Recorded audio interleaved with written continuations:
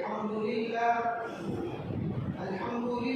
نحمده ونستعينه ونستغفره ونؤمن به ونتوكل عليه ونعوذ بالله من شرور أنفسنا ومن سيئات أعمالنا من يهده الله فلا مضل له ومن يضلله فلا هادي له ونشهد أن لا إله إلا الله وحده لا شريك له ونشهد أن سيدنا وسندنا ومولانا محمدا عبده ورسوله أما بعد قال الله تبارك وتعالى أعوذ بالله من الشيطان الرجيم بسم الله الرحمن الرحيم إنا أعطيناك الكوثر فصل لربك وانحر إن شانئك هو الأبتر صدق الله العلي العظيم محترم مکرم میرے دینی اور ایمانی بھائیوں، گزشتہ جمعہ حضرات کے سامنے اشرۂ ذی الحجہ کے متعلق بات چیت ہوئی تھی۔ ذی الحجہ کے شروعات کے 10 دن کے متعلق اس 10 دن کے اندر کیا کیا عبادتیں ہیں اور ان عبادتوں پر کیا اجر و ثواب اللہ تبارک و تعالیٰ نے رکھا ہے، اس پر تفصیلی بات ہو چکی ہے۔ پھر بھی یاد دلانے کے لیے بتاتا چلوں کہ ان 10 دنوں کے اندر ایک بڑی عبادت آتی ہے روزے کی۔ ایک روزہ رکھنے پر احادیث میں آتا ہے کہ 1 سال روزے رکھنے کے برابر اللہ تبارک و تعالیٰ اجر و ثواب عطا فرماتے ہیں۔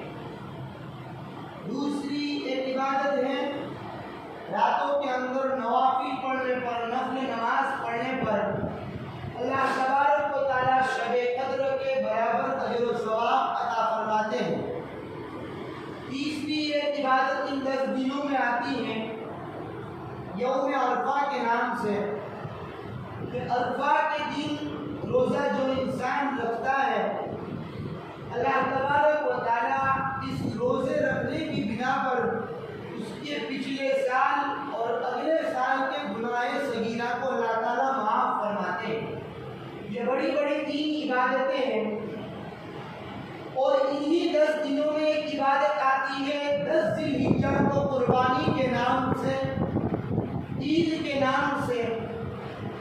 آج میں آپ حضرات کے سامنے قربانی کے متعلق اور قربانی کی تاریخ کیا ہے اور قربانی کس کو کہتے ہیں اور اس 10 تاریخ کو قربانی کرنے کی کیا فضیلتیں ہیں، اس کو آج آپ حضرات کے سامنے بتلاؤں گا۔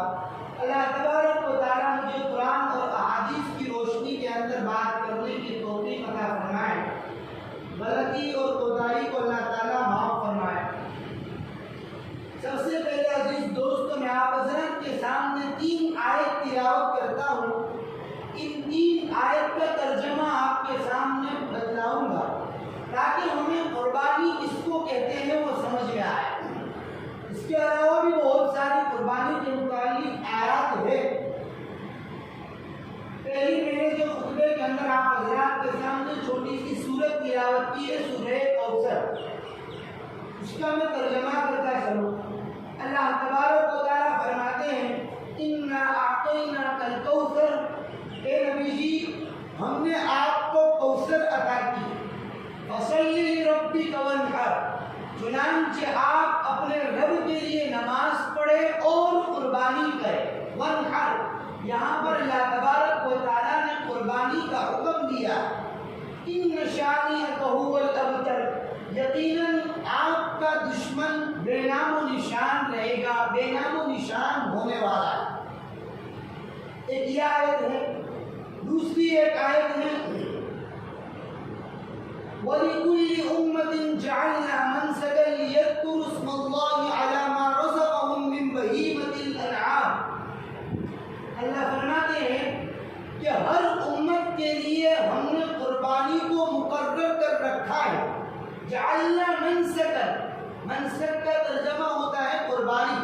ہم نے ہر امت کے لیے قربانی کو مقرر کر رکھا ہے۔ کیوں؟ لِيَذْكُرُوا اسْمَ اللَّهِ عَلَى مَا رَزَقَهُم مِّن بَهِيمَةِ الْأَنْعَامِ، تاکہ اللہ تبارک و تعالیٰ کی جانب سے دیے گئے چوپایوں پر، جانوروں پر اللہ کا نام پڑھا جائے۔ وَإِلَٰهُكُمْ إِلَٰهٌ وَاحِدٌ، چنانچہ تمہارا رب، تمہارا خدا ایک ہی خدا ہے۔ فَلَهُ أَسْلِمُوا، اس لیے تم اللہ تبارک و تعالیٰ کے حکم کو مانو، جو پیچھے ذکر کیا ہے اللہ تعالیٰ نے قربانی کا۔ اللہ یہاں یہ حکم فرماتے ہیں فَلَهُ أَسْلِمُوا، چنانچہ اس اللہ تعالیٰ کے حکم کو تم مانو۔ وَبَشِّرِ الْمُخْبِتِينَ، اے نبی جی آپ امت کو اس بات کی خوشخبر ان لوگوں کو جنہوں نے اپنے سر کو جھکایا ہے، یعنی اللہ تعالیٰ کے بات کو مانا ہے، ان کو خوشخبری سنا دو، یعنی جنت کی خوشخبری سنا دو۔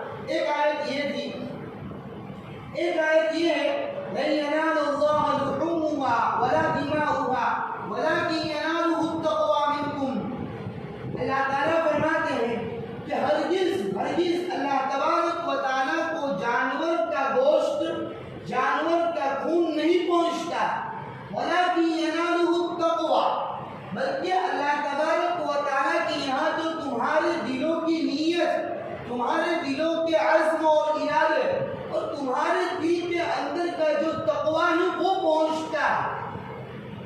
كَذَلِكَ سَخَّرَهَا لَكُمْ، اسی لیے اللہ تبارک و تعالیٰ نے ان چوپائیوں کو، جانوروں کو تمہارے بس میں کر رکھا ہے۔ لِتُكَبِّرُوا اللَّهَ عَلَىٰ مَا هَدَاكُمْ، کیوں بس میں کر رکھا ہے جانوروں کو، ان چوپائیوں کو؟ تاکہ تم میں سے جس کو اللہ تعالیٰ توفیق دے وہ اللہ تبارک و تعالیٰ کی بڑائی کو بیان کرے۔ وَبَشِّرِ الْمُحْسِنِينَ، اور اے نبی جی آپ نیکی کرنے والے کو خوشخبری سنا دیں، یعنی جنت کی خوشخبری سنا دیں۔ یہ 3 آیتیں میرے عزیز دوستو آپ حضرات کے سامنے تلاوت کی ہے۔ یہ 3 آیتیں قربانی کے متعلق ہے۔ میں آگے آپ کو قربانی کی تاریخ اور قربانی کس کو کہتے ہیں سمجھاتا چلوں۔ عزیز دوستو 10ویں ذی الحجہ جو ہے، 10 تاریخ جو آنے والی ہے، جس کو ہم عید الاضحیٰ سے نام لیتے ہیں، یہ 10 تاریخ اور یہ 10 ذی الحجہ یقیناً ہمارے لیے خوشی کا دن ہے، ہمارے لیے عید کا دن ہے، اور پوری امت مسلمیہ کے لیے ایک بہترین تاریخی دن ہے، اور ایک بہت بڑا عظمت کا حامل یہ دن ہے۔ لیکن اس کا مطلب یہ نہیں کہ عید کے دن اس دن کو خوشی کے اندر مست پڑے رہے۔ اس کا مطلب یہ نہیں کہ عید کے دن خوشی کے اندر مست پڑے رہے، بلکہ یہ 10 ذی الحجہ کا جو دن ہے، یہ عید الاضحیٰ کا جو دن ہے، عزیز دوستو ہمیں یہ بہت بڑا پیغام اور بہت بڑا سبق دیتا ہے۔ کیا سبق دیتا ہے؟ اس 10 ذی الحجہ کو ہم کیا کام کرتے ہیں؟ اللہ تعالیٰ کے حکم ہے قربانی کرنے کا۔ اس 10 ذی الحجہ کو ہم جانور کی قربانی کرتے ہیں۔ کیوں قربانی کرتے ہیں؟ اس لیے کہ حضرت سیدنا ابراہیم اور اسماعیل کی یادگار کو باقی رکھنے کے لیے اور اللہ تعالیٰ کے حکم کو بجا لانے کے لیے۔ کیا تھی وہ یادگار؟ وہ یادگار عزیز دوستو یہ تھی کہ سیدنا ابراہیم علیہ السلام نے بڑھاپے کے اندر جب ان کو ضرورت پڑی، ضرورت محسوس ہوئی اپنے سہارے کی، اپنے کام کاج کا ہاتھ بٹانے کی، تو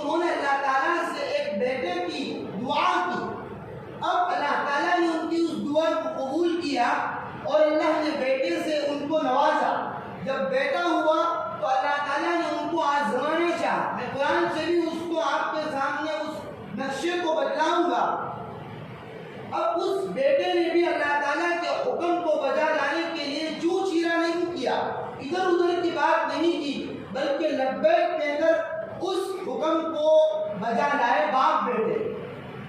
اب اللہ تعالیٰ کو یہ باپ بیٹے کی یہ نرالی اطاعت، نرالی عبادت اور کٹھن آزمائش، کھلم کھلی آزمائش، صریح آزمائش اتنی پسند آئی اللہ تعالیٰ کو کہ اللہ تعالیٰ نے اس حکم کو باقی رکھنے کے لیے، عملی نمونہ بنانے کے لیے، عملی کام کرنے کے لیے، یعنی حضرت ابراہیم نے تو اللہ تعالیٰ کے حکم کو بجا لانے کے لیے پورا کیا، لیکن قربانی نہیں کی، قربان کرنے کے لیے تیار ہو گئے، ذبح کرنے کے لیے تیار ہو گئے، لیکن اس کا عملی نمونہ بنانے کے لیے رہتی دنیا تک اللہ تعالیٰ نے صاحب مال اور صاحب استطاعت پر یہ واجب اور یہ حکم دے دیا کہ وہ قربانی کے دنوں کے اندر قربانی کو بجا لائے۔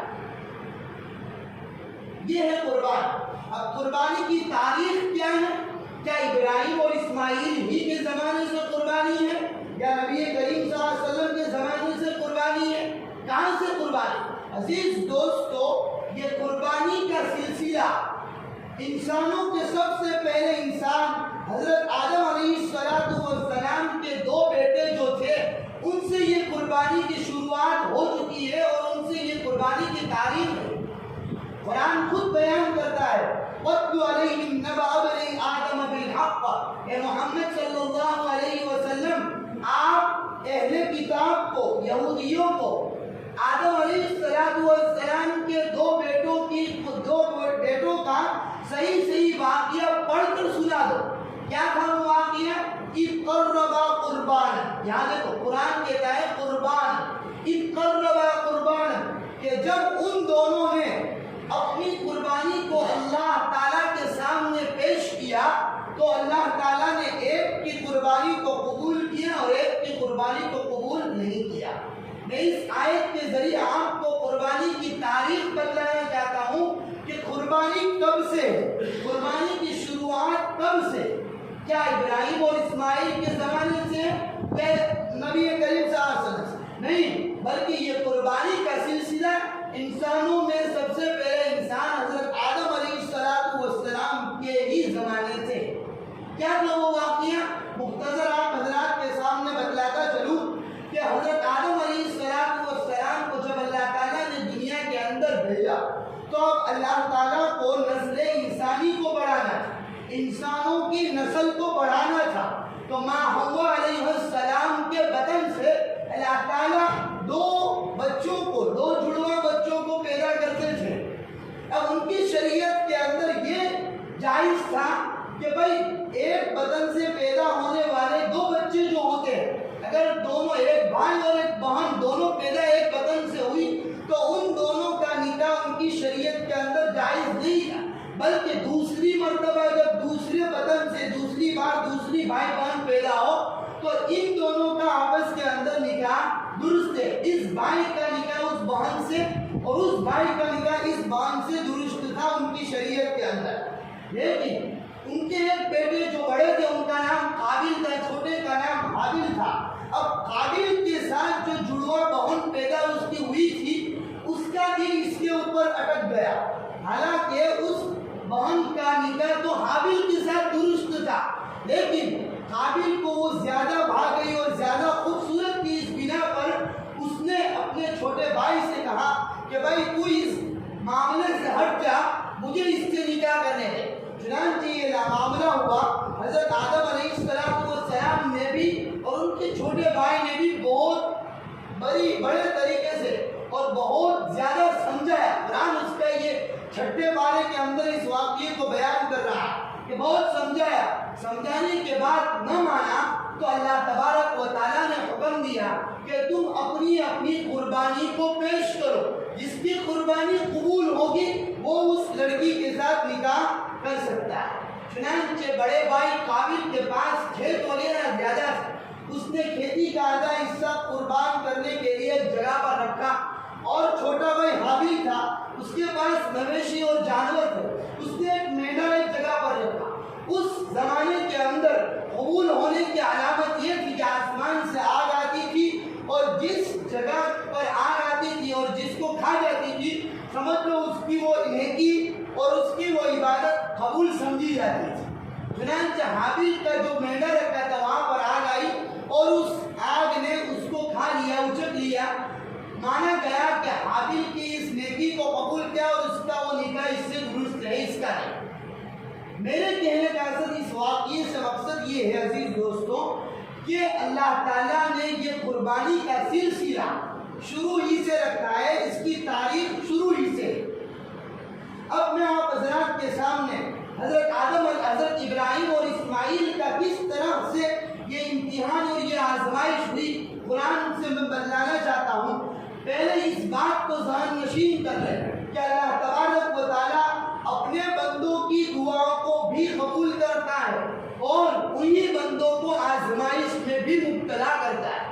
اور ایک بات، اللہ تعالیٰ اپنے بندوں کے قوت ایمانی کو، جن کا ایمان جتنا مضبوط ہوگا، جس کا جتنا ایمان جتنا طاقتور اور قوی ہوگا، اس کو بھی اللہ تعالیٰ امتحان میں ڈالے گا اور امتحان میں جو کامیاب ہوگا اللہ تعالیٰ ان کے مقام اور مرتبے کو عرفہ اور اعلیٰ اور فائز مقام پر پہنچائے۔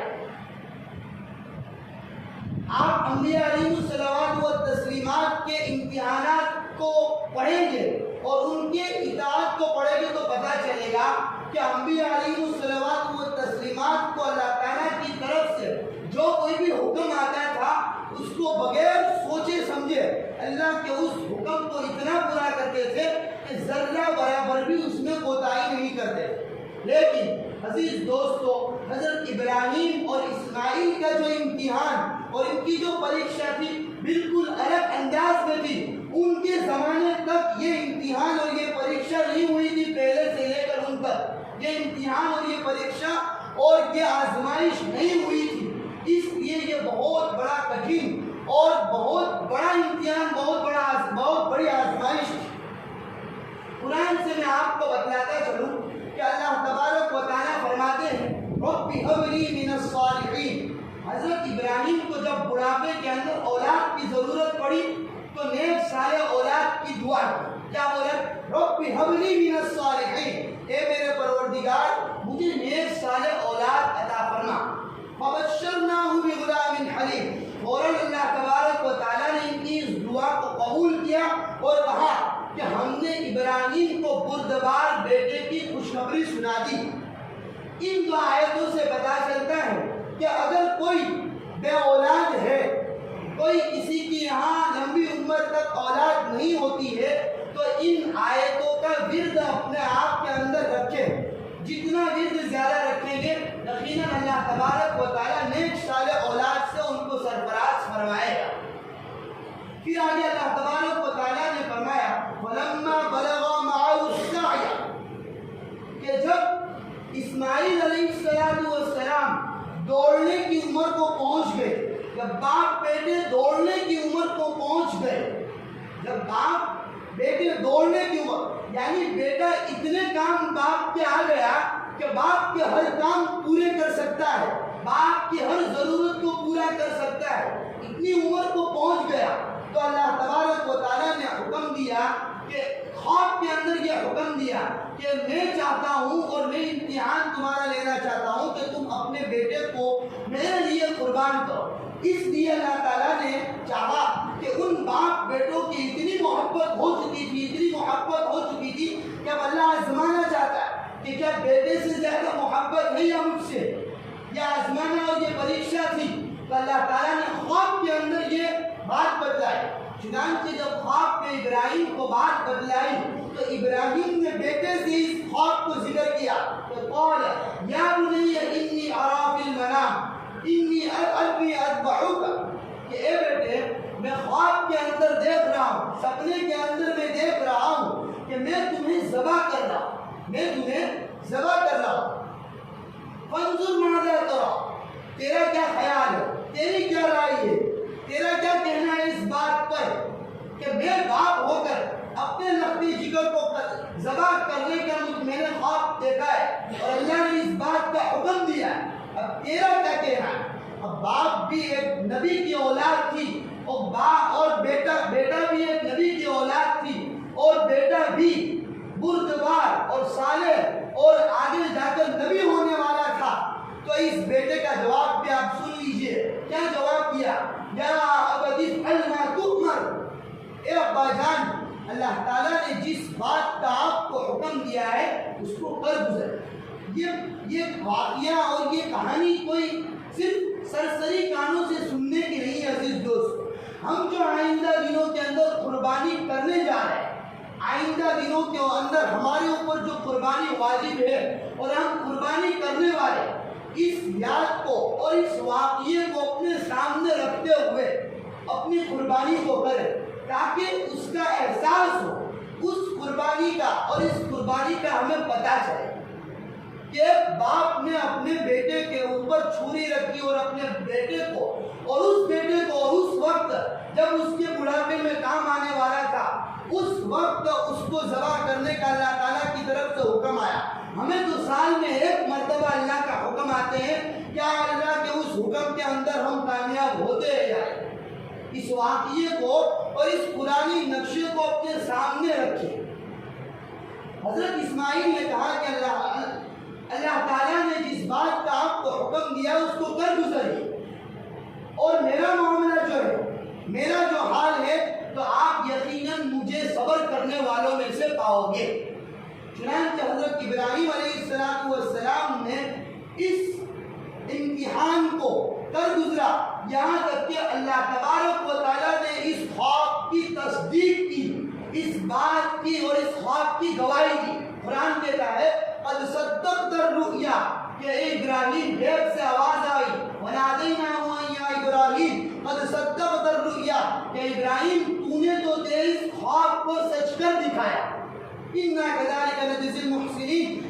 اب قرآن کہہ رہا ہے کہ إِنَّ هَذَا لَهُوَ الْبَلَاءُ الْمُبِينُ کہ یہ آزمائش اور یہ امتحان کوئی معمولی امتحان نہیں تھا، یہ پریکشا کوئی معمولی پریکشا نہیں تھی، یہ بہت بڑی آزمائش تھی جس آزمائش میں ابراہیم کامیاب. یہ ایک واقعہ میں نے آپ حضرات کے سامنے سنایا اور یہ قرآن کی آیت کا بلکہ میں نے آپ حضرات کے سامنے ترجمہ کیا.